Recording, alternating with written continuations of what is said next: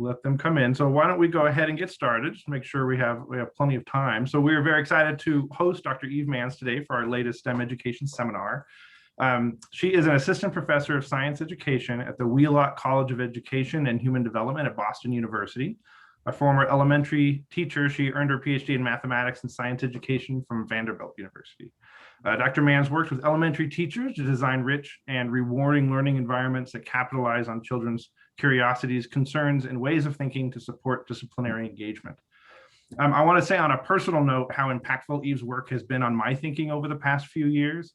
In fact, her ideas on the role uncertainty plays in engaging students in the practices of science have profoundly shaped the way I think about science in classrooms. And so I'm very excited to hear what she has to share with us. And I have a full new legal pad, so no pressure, Eve.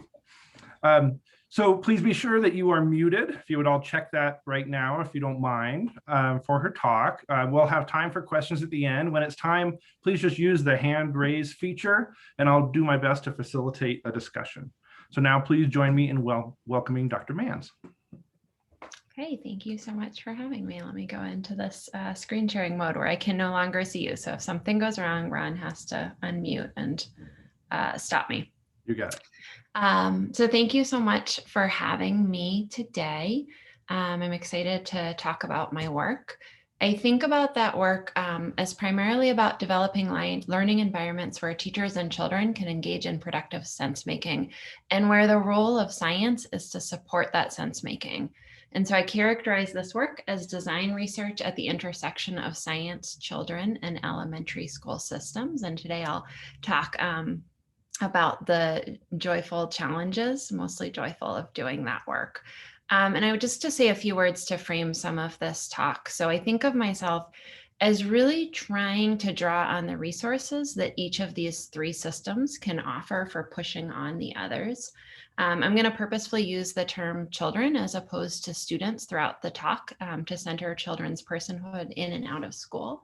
And I'm going to use the term elementary teaching systems to acknowledge both the classroom systems within which children experience science and the way that those classroom experiences are located in larger systems of elementary teaching and learning. And talking about systems, I want to start by acknowledging the systems that have supported this work, both in terms of funding and the people who I've developed these ideas with. And I also want to briefly acknowledge the larger systems within which I'm conducting this work and we're gathering in little boxes around it. So first, the fact that we're in the middle of a pandemic that's had disproportionate effect on people of color on top of other forms of oppression and inequity that they're facing. And that includes many of the children and teachers who I've been doing this work with. And I'll acknowledge the Massachusetts people whose lands I'm joining you from. And sort of just, I think it feels important to me at this time when this work can be hard to continue to reflect on why I'm doing it. So at our most recent National Association for Research and Science Teaching conference, Dr. Ruha Benjamin asked us both to be aware of the larger structures of inequity that we need to speak up against and recognize and fight against, but also to recognize that inequality is reproduced again and again in the small print and to find our place working within that. So when I stop and reflect on why I'm doing this work and what my kind of unique contribution and drive might be, it really comes back to me to this quote, which I just continue to come back to again and again.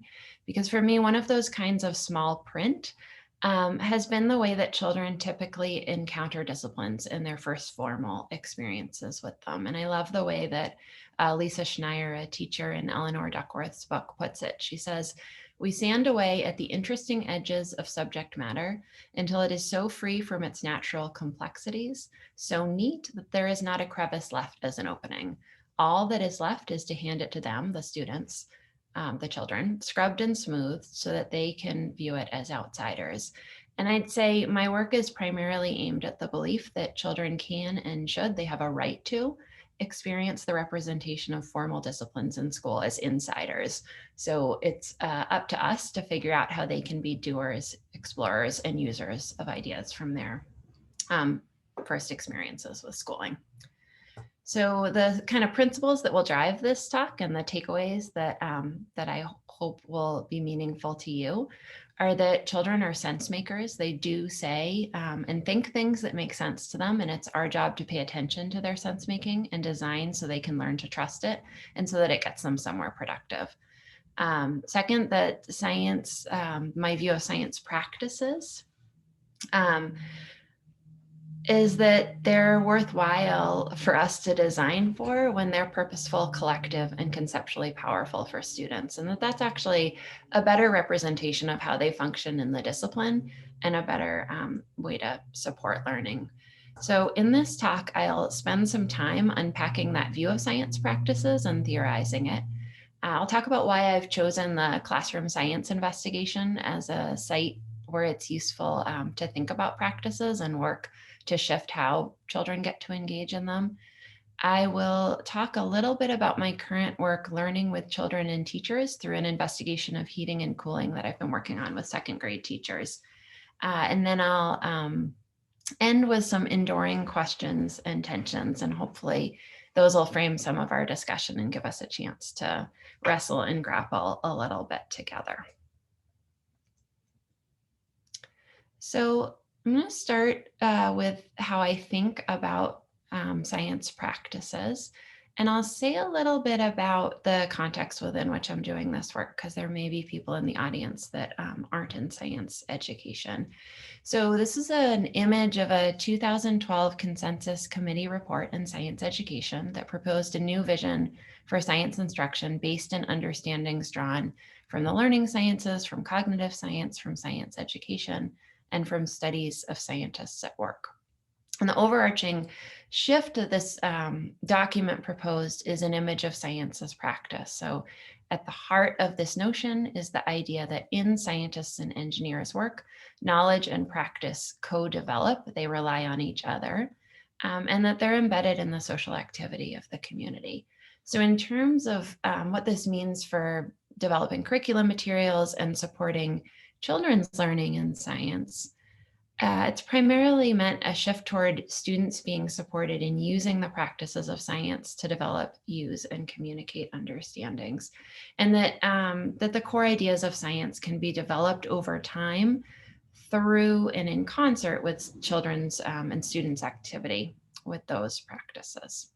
So this document came out just as I was finishing graduate school. And I was, and I'm still really excited by the potential it has to shift opportunities for children and teachers. And really in light of some of those ideas that I provided at the beginning of the talk. But when you come down to doing the work of research and curriculum design that this calls for, this also brings up some pretty big questions. So what does it mean for children to engage in these practices? What does it mean to be an insider to them? What does it mean for a 7-year-old to develop and use models, or for that to be a productive context for developing their understandings? And so these are the questions that I've been spending my time since graduate school exploring. And I'm going to start by taking a peek into a classroom where I would argue that children are engaging in science practices in these ways that I care about, where the science practice is a context for them to engage in sense making, to grapple with some of the ideas and issues scientists face, and to experience themselves as doing productive work. And I'll argue that in this video that I'm about to show, students are experiencing science practices as purposeful, conceptual, and collective. So this is day 7 of a 3rd grade plant investigation, and the children are growing fast plants to see what conditions they're most successful in. It's like an investigation that's conducted in 3rd grade classrooms across the country, and I'll come back to think about what makes this one different in a sec. But what you need to know to understand this video is that children are growing plants in 3 conditions. You're going to see a student that whose pseudonym I use as Charles. He's been filling out an evidence sheet, and you can see it right here, where he's comparing a plant that is grown in the sun and shade. It gets about 7 hours of light a day from a light box, and a plant that's grown in what the students are calling shade, where it gets no light box light, but some kind of ambient light that comes through the box. And he's noticed a number of features on these plants, and he's decided, and his claim is that the plants in the sun and shade are more successful, and he's written because they're not broken. And then underneath, he's written a number of things that he's noticed about each plant. One of them he's written is that the sun and shade is smaller than the shade, and the shade is bigger than the sun and shade. And so what I'm going to do now is I'm going to exit out and re-enter into this video so we can see what happens when he presents this idea to the class. So I've figured out the best way to do this is to stop my share and then go into the other sharing method. So let me go ahead and do that.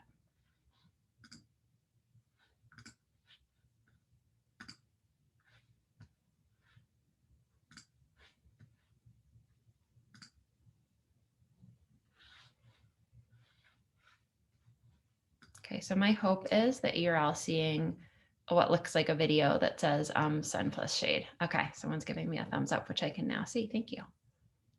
Maybe sun and shade. Okay, and what is your evidence for that?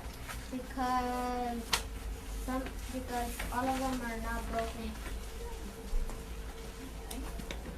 So they're still standing upright? Is that what you mean by not broken?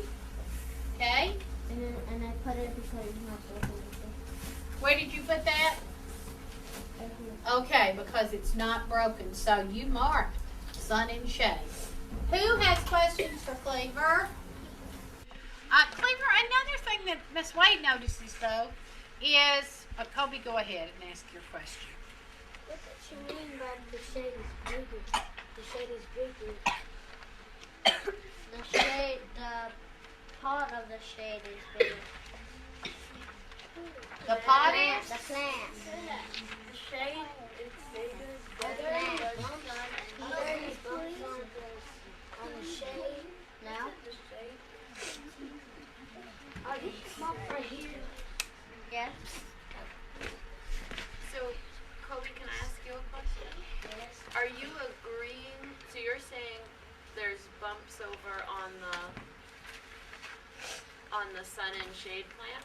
So are you agreeing with Cleaver that the shade plant is bigger, or are you questioning that? Questioning. You're not sure you agree with him? Can you tell him why you're not sure you agree? Because I think the leaves are bigger. I think the leaves are bigger because it's getting more sun. Getting more sun in the shade. And it's making the leaves bigger, you think?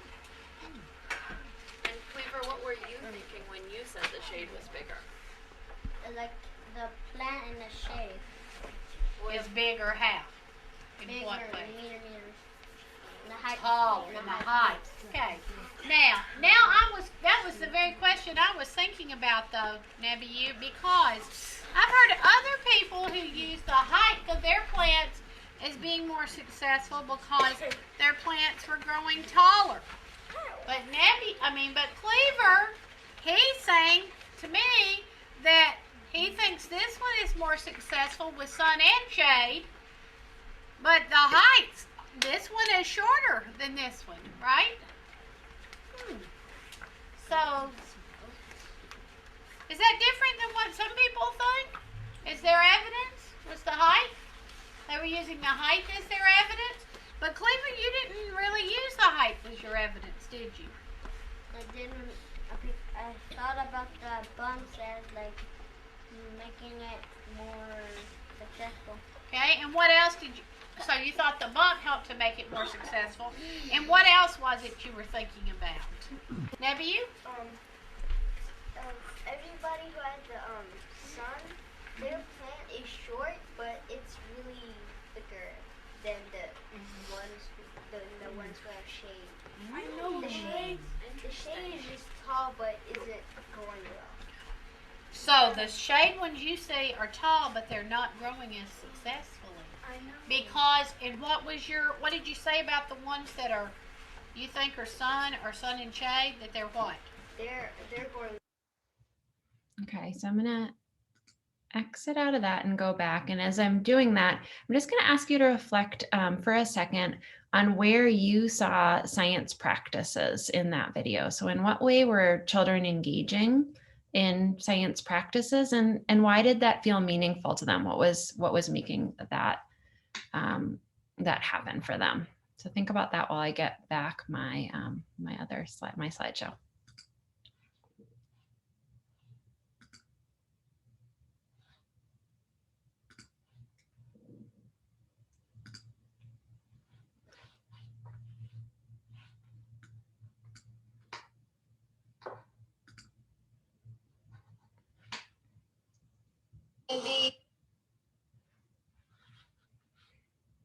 Okay, so there you have the transcript. You can see the artifact they're working around.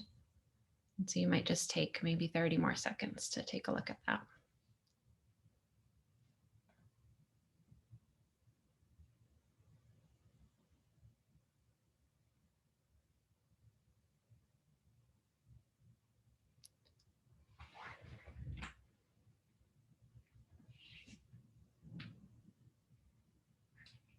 While you do that, I'm actually going to get my phone because I can't see the time either.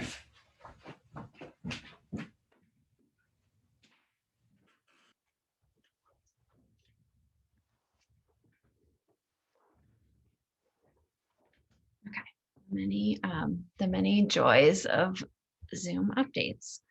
Okay, so let's go through that that video just for a second. So one reason I like it so much, and I am still using it 10 years after collecting it, is because I feel like it packs a lot of science practice into 3 minutes. So we see children questioning each other about their use of particular terms like bigger, and in turn engaging in a science practice of defining attributes, realizing bigger could mean height or width. We see the child that I call Brady engaging in explanation to make sense of bigness. We see a teacher helping children realizing they're using different forms of evidence, which is at the heart of scientists' engagement and argumentation.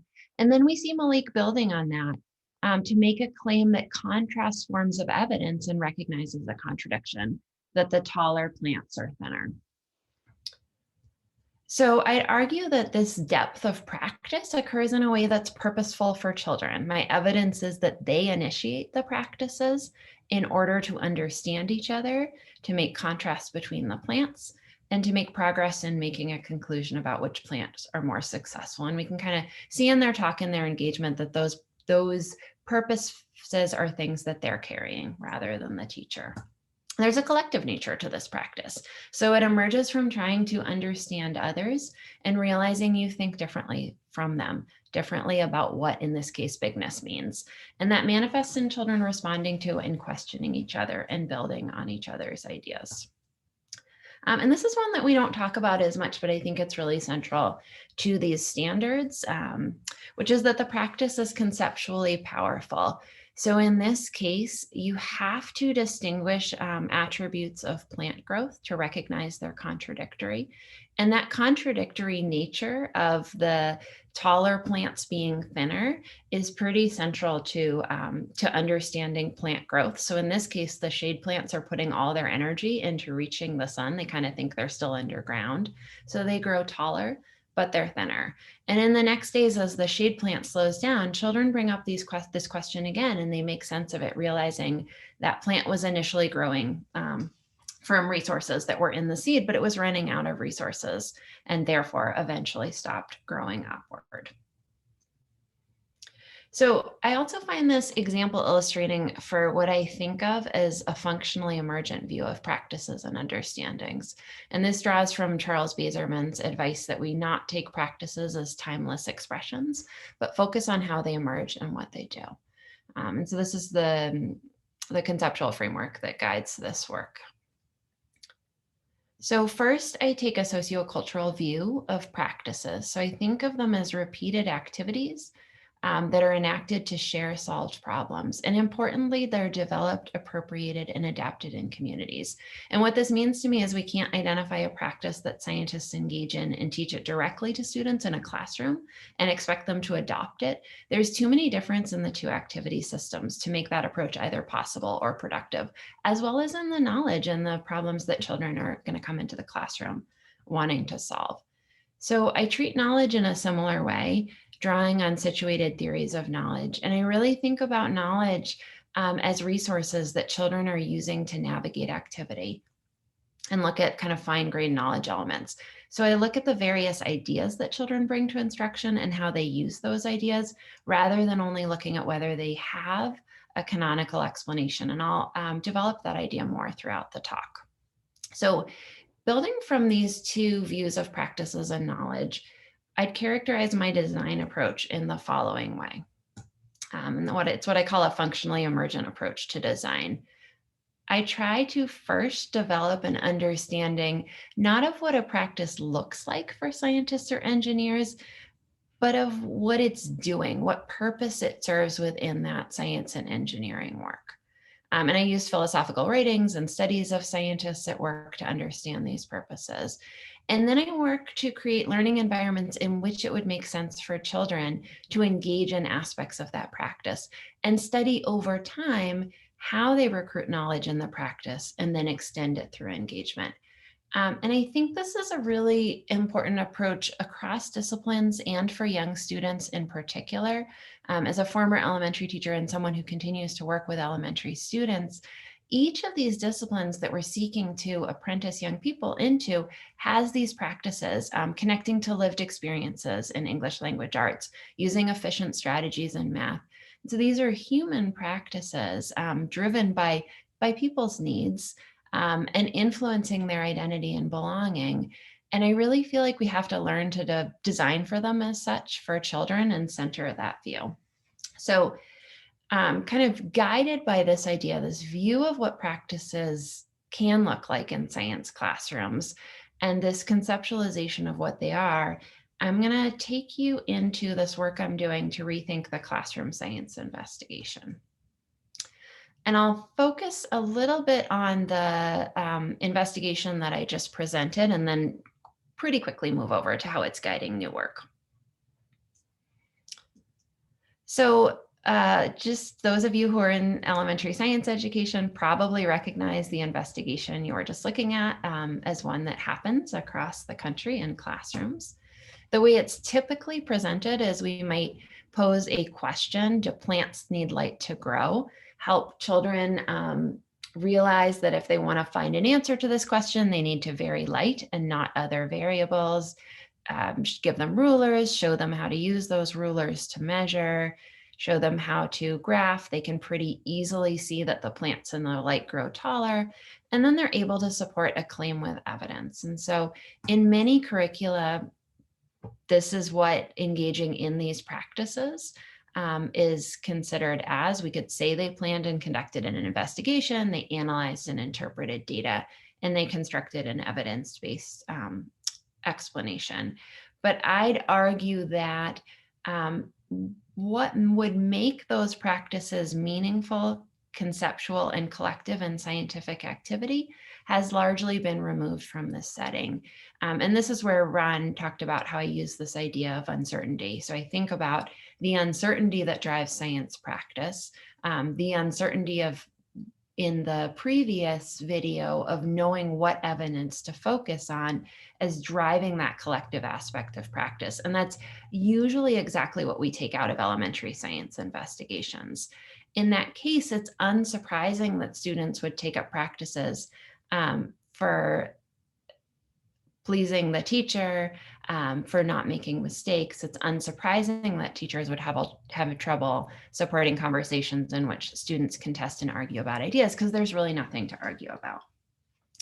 So throughout my work, what I've done is try to redesign a concept of the elementary science investigation, which really emphasizes that the investigation isn't a standalone controlled test, but it's a way to get a grip on a complex phenomenon. And in this case that you saw with Charles, the thing the children thought they were seeking to understand was a wild backyard area that they were studying and why different plants were growing in different places. And we know from looking at scientists that they can't study always phenomena in the context they take place. And so they re-represent these complex phenomena in the form of empirical models in order to get a grip on them. And in turn, just like what you saw with Charles and with Brady, it's often uncertain what to pay attention to or how to communicate about it in a way that others can see what you see. And so I think about this as what I'm calling here the data model. And I and my colleagues Rich Lehrer and Leona Schabel have argued that for scientists and fundamentally for children, these links between models are uncertain. And it's the work of making them and stabilizing them that's where that meaningful practice and where that recruitment and development of ideas take place. And so we've published a paper in which we look at different practices that emerge for scientists in these spaces in between models and argue that they're underutilized in classroom activity, and that we usually focus too much on the idea that the investigation should demonstrate an understanding and too little on the ways that students can recognize and recruit ideas in these spaces between models. So some very brief examples of this that came up within this investigation is a question about whether we should cover the light box to represent shade, brings up for students a question of like, well, what do we mean when we talk about shade? Is that no light or is it a little bit of light? Helping them develop a representation of light as continuous. And so that's an example where that uncertainty is productive for children, we'd say. And again, it's right in the space between those two models. As I said, you saw an example of what we think about in uncertainty in the space between an empirical model and a data model, as Charles and Brady try to figure out what bigger can mean, how you can represent bigness, and what aspect of bigness is most important. So just to briefly pause on where I hope we've gotten, and this is the view I'm going to take into the work I'm doing currently to learn with children and teachers. I've put forward a view of science practices as needing to be conceptual, collective, and purposeful for students. And I've talked a little bit about this notion of emergence, that those practices emerge in the spaces between models when we recognize that those models are uncertain. And I'm going to come back into this in the next section where we try to kind of understand how they could be uncertain from students' point of view. And that isn't always something that's uncertain from our point of view. We as adults probably think about bigness in terms of height or size of leaf or thickness of stem. But to recognize that that's what children are working on, differentiating those attributes and seeing that work is worth doing, that's really what we need to learn to do, see those spaces in the models from their point of view. And then finally, I just want to say, my work can be easily taken as a kind of discovery-oriented view that children just figure all this stuff out. But I just want to point out in that video that you saw, there's a lot of support in the learning environment for this work. And so I firmly believe that these practices are and can be supported and co-constructed with teachers, but it's about figuring out what those forms of support are that honor and allow children to be doing important work. So now into the current work. So I developed the ideas that I was talking to you about earlier over the last 10 years, working primarily with one teacher and doing a lot of reading. And then 2-3 years ago, almost now, I got a grant in which I was able to take these ideas and explore them over 5 years. And that's within the context of work I'm doing with a district that's relatively new to the new science standards, that's developing materials more broadly for the standards, but then was interested in working with me within that on developing and testing science investigations. So what we do is we take some investigations that are central to the standards at a particular grade level. The investigation on the right is an example of one. And we think about how those can become a context for this productive uncertainty, emergence practice, and this view of practices that I just discussed. The district is a small urban district with a socioeconomically, racially, and linguistically diverse population. And the work primarily involves using design-based research and design-based implementation research to develop products and tools that will be useful to teachers. So now I want to go into that a little bit more.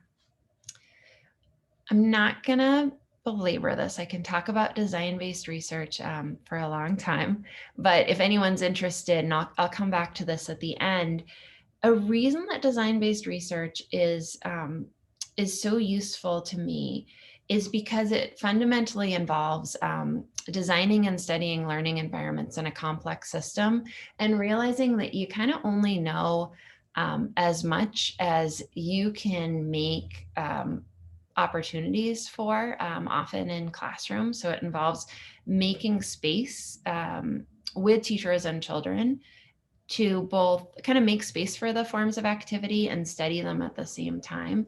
What it also allows me to do is to have conversations with teachers and students. So I use it as, or children, I use it as a method where children and teachers are going to be pushing back on the ideas that I have as I sit and read or write in coffee shops. So it's a way to work with them. So the work that I'm doing right now involved taking the model that I showed earlier, beginning to boil it down into some conjectures, which was that uncertainty in these spaces between models could be productive. And to kind of conjecture when, if it's productive for conceptual work, if it makes uncertainty visible, if there's support for students to make uncertainty public and discuss it, and if teachers have particular forms of support. And so these are just briefly the conjectures that guide this. But I want to get into a little bit how we've shifted them together. And so I'm just going to show this representation of these kind of models. I've taken this heating and cooling investigation and turned it into a model where it's used to help students understand a phenomenon. And I just want to acknowledge really briefly that this investigation is going to serve different purposes for different participants. So for me, it's a way to understand what I've talked to you about, that common classroom investigations can be redesigned to incorporate uncertainty. It's a site for training graduate students and postdocs. It produces video I'll pore over for hours. For elementary teachers, it's a site of learning too, but it's one of many parts of a busy day, and it's accountable to a different set of needs.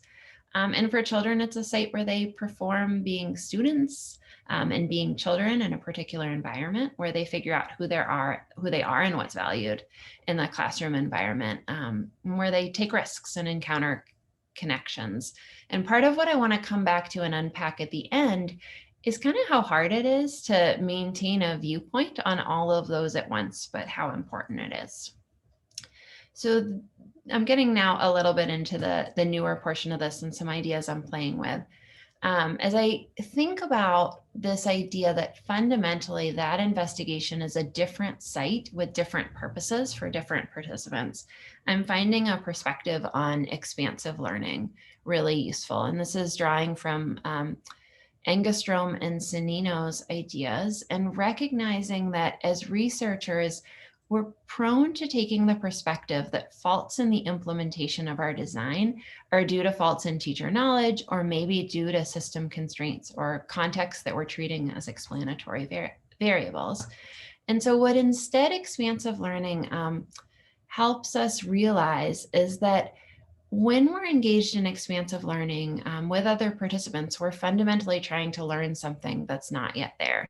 And Engstrom and Cennino go on to say, in other words, the learners, and here I mean the teachers, children, and researcher, construct a new object and concept for their collective activity and implement this new object and concept in practice.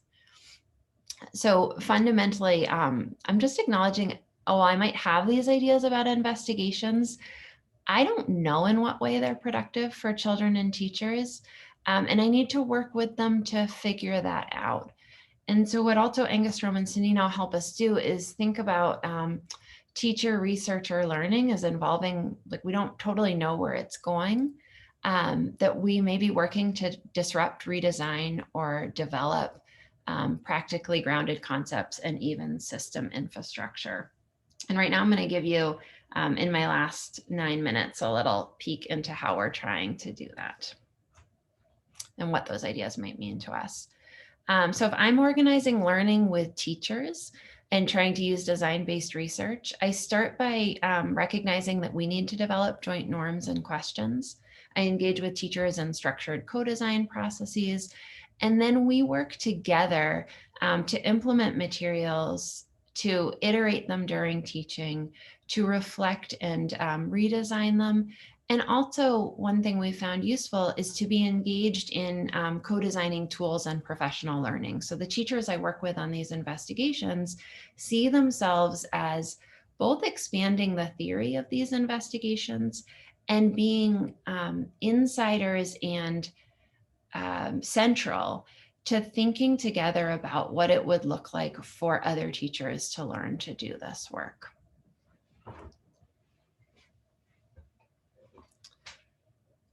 And so here's a playing around with some angstrom ideas to give you a sense of what this might look like and some of the things that we're learning.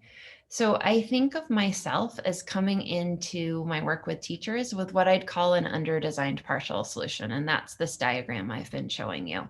It's an idea. It may have use for teachers. And then we need to work together to figure out how it can have use. And I can't do that work on my own. So in my initial work with teachers, we started just by talking about why uncertainty might be productive, and then that we were going to have to make decisions about when it might be productive. And we started just developing some of our ideas together around this. You see an early poster here in which we conjectured, among other things, that uncertainty might be productive when it was related to important grade level concepts, and that it would be less productive, teachers said, if children got involved in a concept that wasn't really the main focus of the work.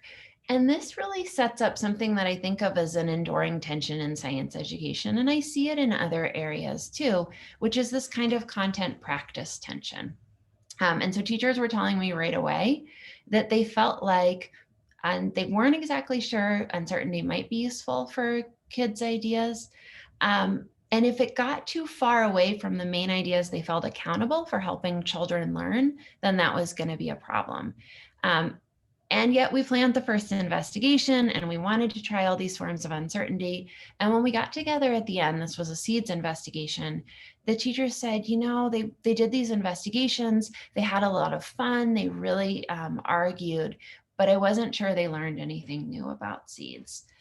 And so you might be like, oh my gosh, like here we are, you know, this is part of my central concept, that it has to be useful for conceptual understanding. But what it's really telling me is that I and we together haven't yet figured out like what it means to orient toward that design together. And Angstrom and Sanino would say that this is a fundamental tension, and that the group can then orient toward developing what they call a new germ cell, so a tentative new goal or object for activity. And in this case, what the teacher said is like, you know, maybe it wasn't well enough connected to the phenomenon. So the kids didn't see the work the investigations were doing to help them understand how seeds were traveling. And we developed this new idea together that became kind of shorthand for a while for our group, which is we need to connect the investigation better to the phenomenon. And what you see here is a tool that we developed to help us do that. So we mapped various forms of uncertainty that kids experienced in the heating and cooling investigation. And then we really took the time to think together, how would each of these show up from students' point of view? And then how would they be related to content understandings and to the phenomena? And so like, which ones should we really focus in on because they're most important, and how are we going to do that? And we did this in the spring of our first year together. And then in the summer, we got together and the teachers could really see how that uncertainty had been useful for the students and for these ideas about liquids and solids, and about heating and cooling, that they felt accountable to their students and the standards for developing. But the students at the end still couldn't explain this phenomenon of the cake baking. And this led to this new tension that we recognized as central in our work together, which is like, they felt that students have built all the knowledge, they have all the pieces, but we just need to draw the lines for them. And if you come back to this kind of fine-grained, knowledge building idea that I talked about at the beginning, this is really teachers recognizing those uncertainties were fundamentally important for this fine-grained knowledge and development, but that didn't mean that students could explain everything at the end, could develop an explanation of this cake baking. And I'm like having trouble explaining why this was so central to our group. But if you've been in groups that are working together around these ideas, this was just this sort of like central idea that they came to, which is like, we can do some of that work of providing the explanation because they've already done the important explanation and conceptual development together. And so but then they said, like, how would we help other teachers understand that? That's going to be a really big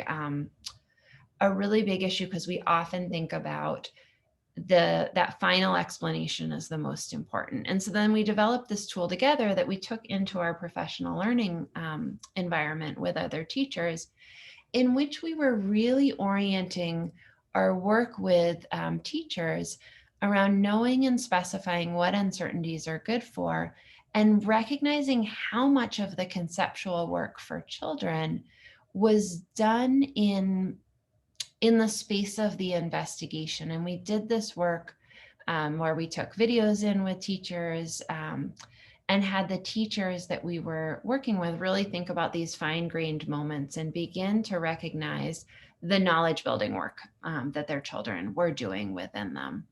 And the teachers in this group was really instrumental, both to moving through that process and then to like figuring out how it could be done together.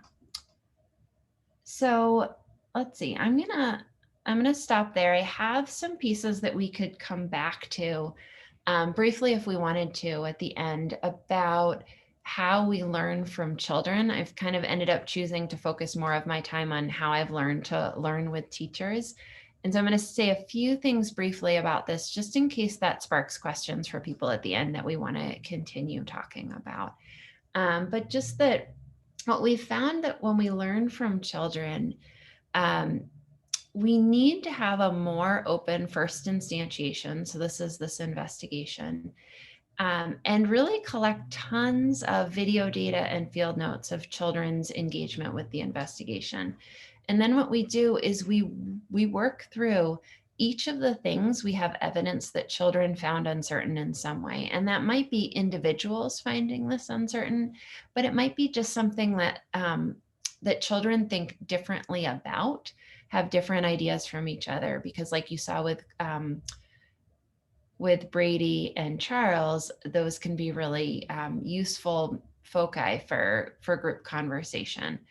And so we do this really in-depth logging to really understand what that looks like, and then to understand teachers' responses. Because what we often see and learn from as teachers in a group is, and I do the same thing, is that when we as teachers or researchers aren't totally ready for students' uncertainty, in that first instantiation, we often don't know what to do. We often don't hear it. We shut down or redirect it. And so we really do this work to go through and look at students' thinking and then redesign for that. And one of the things this has helped us see in this investigation is the role of thinking about temperature and scale for children. So that's something I'm very happy to come back and answer questions about. And I'm now going to go through, because where I really wanted to get, so this is kind of children's work, and just children's joy in these moments where they've worked through these forms of uncertainty. What I really wanted to get to is to think a little bit about what's next, and then to pose some questions for discussion. So what's next? This is hopefully not just doing this on Zoom, but this is certainly what we're all feeling like. This is a teacher that I've been working with who this year felt so passionate about the cake unit that she's trying it at home. And so you can see her on video and through Zoom. So what the teachers and I are orienting to next is continuing to develop supports for district teachers. building from this idea of the tensions and challenges that teachers experienced when they were doing this work. And then also this idea of seeing, and this is supposed to say, I think, seeing what predictably comes up for students, and what teachers and students find productive and what variation there is. So we have a hunch that we need to design for a context where children are kind of going to reliably bring up some of these uncertainties, where we've got the design environment right, that children again and again are going to say, like, how would we tell if the plants are more successful? Or in the case of the cake work, again and again, they're gonna think about how the chocolate chips are kind of ambiguous in terms of whether they're a liquid and solid, and are gonna argue about it, or are gonna have comments, which is what we found they do, about why the rock didn't melt, and find that a productive context for discussion. And so we're trying to understand some of these ideas and uncertainties that really predictably come up from students, so that teachers can be ready to respond to them. And then we're trying to design curriculum materials that would allow teachers to do that work. And I'll just say briefly, we're also beginning to closely study who's participating, and how they're participating and being positioned, just to check some of our assumptions. I find in initial stages of design research, it's really easy to kind of cotton on to these golden moments where someone or a few people are saying exactly what you hoped they would say. And so the teachers have really pushed us to think about what are our forms of evidence that this work is productive, for the class as a whole. And so we're orienting to saying, well, how would we know? What methods, what assessment methods, and what research protocols would we need in place to know that? And then, I also just took the opportunity to reflect a little bit on some of the bigger questions that come up for me as I do this work.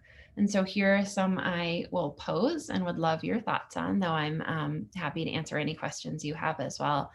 So one is, how do we make space within the academic world for the closeness and responsivity needed for quality design research?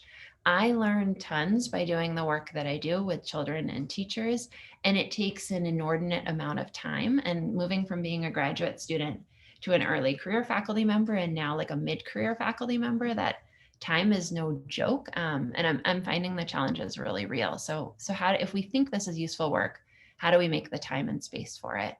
A second question I wrestle with all the time is, how can I stay focused on the questions and constructs that I have in mind? You see, I lean really heavily on that view of investigations, but then knowing that children and teachers are always going to be bringing broader perspectives into that work.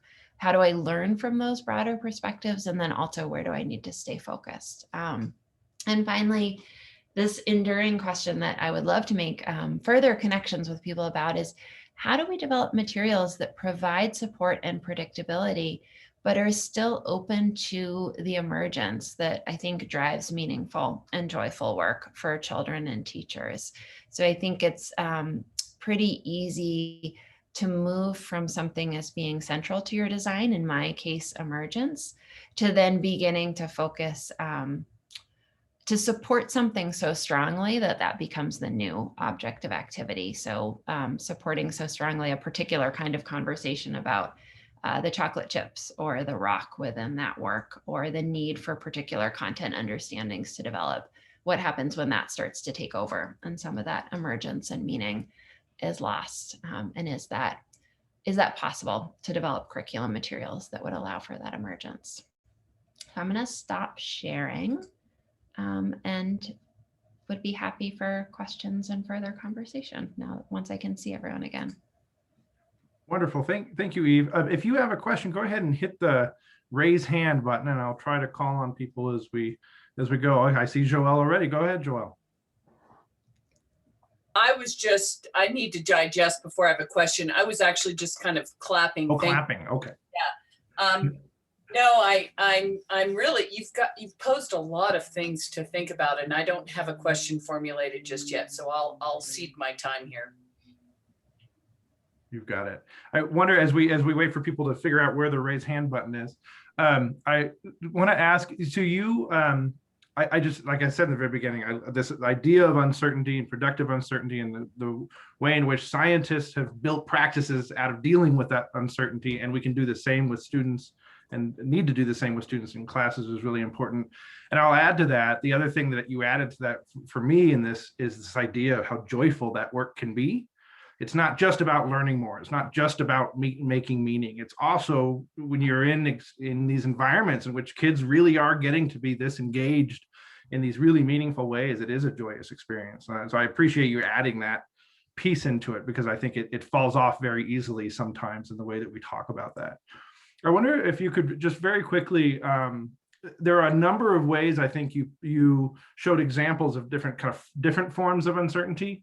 I think a lot of us would automatically say, okay, that might mean like messy data. So now we need to develop practices to deal with the messiness of data. I wonder if you could just kind of call out, what are some of the other forms that you highlight and that you've seen highlighted in your work? And then we'll jump to Cheryl's question right after that. Yeah, absolutely. So yes, messy data, defining attributes so we know we're talking about the same thing is one that with young children I found is a really productive place.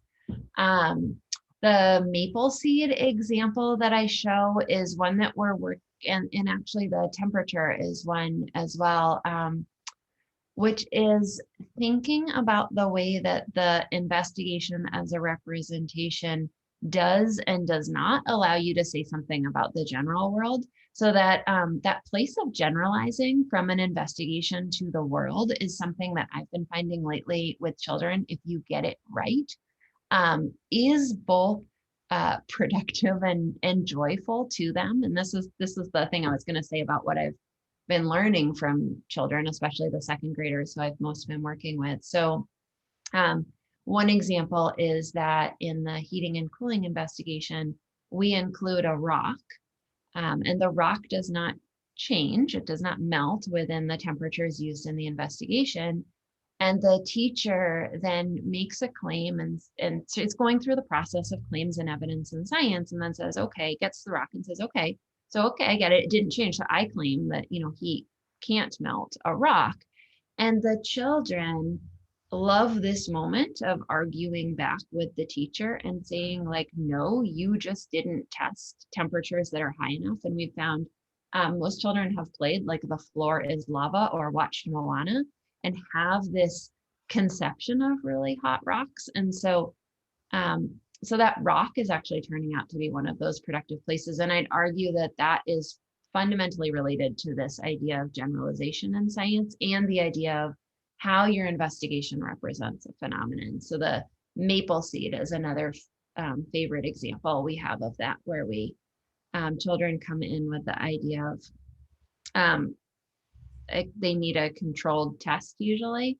So when they go to drop the seeds in front of a fan, they kind of want to drop them from the same height. Mm-hmm. And we don't have teachers push on that too hard. But that's actually like a terrible test of a maple seed's flight pattern, because the height of the tree is so central to how it flies.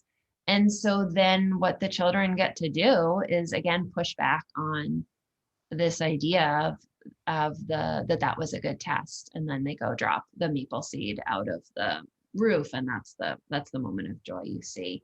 So it's so that's another example of kind of that an investigation has to represent a phenomenon in a meaningful way. And there, the height is so central conceptually that we get that good pushback. Great, thank you. Cheryl.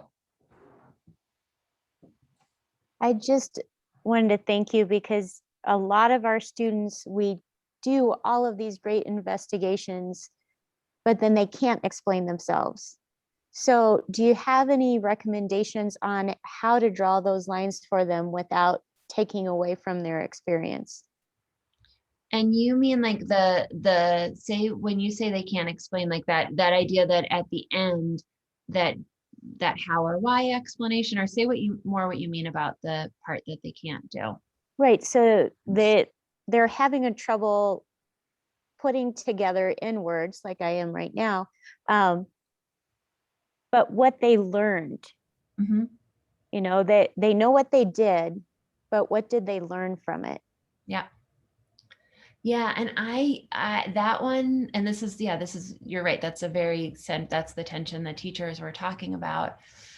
I think that one depends so much on what it is that's hard for children.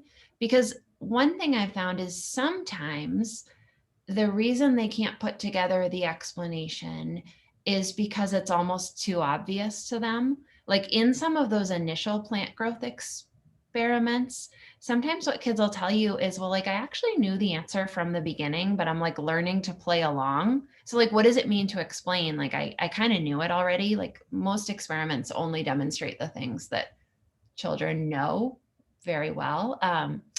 But so there's this one piece, sometimes it's like almost too obvious. Then I feel like there's times where the children might not have the like how or why to explain why it happened, like those invisible entities. In that case, and so that's another one. And in a third space, it's just so many pieces to put together. That's the cake explanation. So that's where what we've taken to doing is like, again, being really clear about the conceptual work we most care about, like within the heating and cooling investigation. And then in that second grade investigation, what we did was we wrote a book that explained how the cake was baking and that we knew would make connections to what the children had already discovered. And then we support teachers to read it aloud as an example of an explanation, but in a way that will build from the children's ideas so that they're still attributing the ideas to the children, but they're modeling the connective features of investigations. And at second grade, we found that to be useful as well, because what we really cared about was those explanatory pieces and not this full explanation of the whole cake baking. So yeah, I think that's a great question. And I think we're getting better at like a it depends answer. Thank you. All right, thank you. And Cheryl, thank you for joining us today. I think the next question that came in was actually on the chat with Sarah. Hey, I'm curious about your thoughts on allowing the children to quote unquote argue with a child's data model. How do you encourage the student that is presenting without feeling alone or defeated about their data, especially when the data is still messy? Yeah, that is another great question. Like over time with support. So we have in the example you saw, we start with the presenter and then do you have questions for them? And even in that case, I'm trying to think if we got to I agree or disagree, do you agree or disagree with their model? That depends for me, that depends on the class and the norms that are already in place. With fifth grade students in a classroom that I've worked with, we've taken to being really explicit about the need to take risks and the feelings of taking risk and the support for like the collective enterprise of doing science. And I think I saw Heidi Carlone somewhere in this space having entered in. So she's done work showing how much it matters that there's like this collective caring culture and that there's expansive views of like what children are contributing, these different capabilities that are recognized in the classroom. And so we do a lot of work as well to frame it as a collective enterprise, to recognize, invite and name the capabilities and ideas that children are bringing. And then for me in elementary school, when we've done that work, I haven't seen that sense of personal attack or fear very much, but I do know that for people that have worked in middle and high school, they've told me it can take more work. Right. Yes. Thank you. And Jen, you're next. I just want to say very quickly, it is 11 o'clock. So I understand if people do need to head off to the next Zoom meeting, I'm sure. And so I want to just publicly thank Eve now for her talk and feel free to hit the little red button as you need to. But Eve said ahead of time that she can spend a little bit more time with us if we have some questions. So we'll do that. But as for now, thank you very much, Eve, and we appreciate it. Jen, would you like to ask your question? Yeah, so I'm coming at this from not a science educator view. I am a literacy educator. just to give the context, okay? But I see a lot of parallels about the things that you're talking about within the way the students represent their thinking and their ideas. Just wondered how you set that up. Like, I know it wasn't a literacy focus, but did you do any pre-teaching, pre-preparation maybe with the teachers about how they could engage their students in discussion? Because speaking and listening is a huge aspect of our standards. And the whole point of this is to get kids to talk to each other and to push back and forth and have those meaningful discussions. So did you set up like, here's some sentence starters, here's some ways of engaging in discussion so you don't get that feeling of loneliness and disengagement? Yeah, absolutely. And so yes. And so yes, we do. And I think we tend to think about the one being really explicit about the purpose of sharing ideas, two, using the simplest sentence starters that will get everyone started, but leave room, for kids' ideas. And then three, for me, it really is about like creating a context in which I can predict there will be something to agree, disagree, and question about.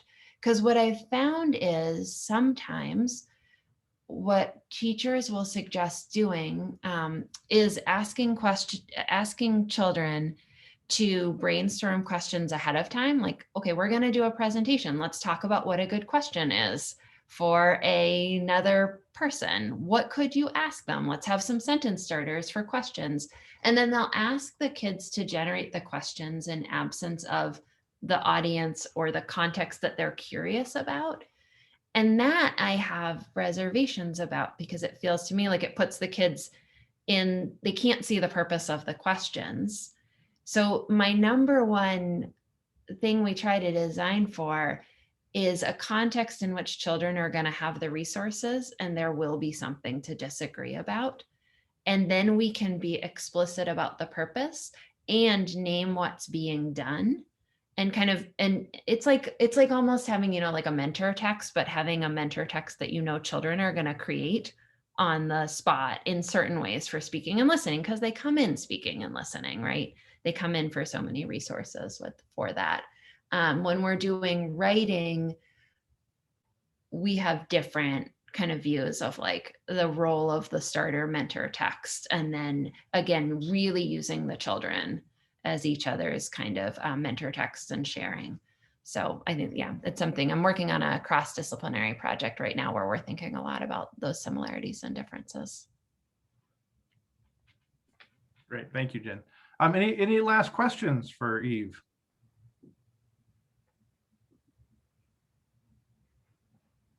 All right, I appreciate it. I think Marty and Christina, we're going to stay on and chat with you just a little bit more about some other things, but we really appreciate you coming today, Eve. That was really wonderful, and you got a lot of people on this Zoom. That was good. Your topic resonated with a lot of people. So yeah, it was really wonderful. And thank you everyone for coming. Yeah, thank you, Ron, for leading the seminar, and thank you, Eve, very much for your time. It was very enlightening to many of us, and I really appreciate the time that you have given to us. And thanks, Ron, for inviting people from all over the country. I mean, I saw Heidi's still there, and Christina, and yeah, so many people from outside, and from even Sarah Torres from ASTA. Thank you so much for these efforts. Thank you.